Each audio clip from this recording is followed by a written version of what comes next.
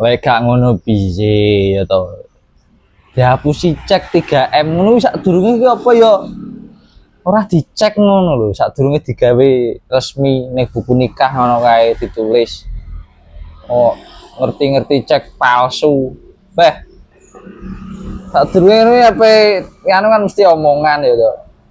Mas, oh Pak apa anu Dik tak mahar semene kan mesti dicek ya, ora mungkin ora dicek. Mosok wis bar acara lagi ngerti. Bayu mlayu tetep wis kadung acara ngono.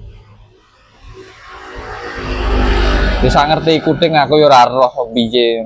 Dari ditinggali mobil rentalan barang Bayu.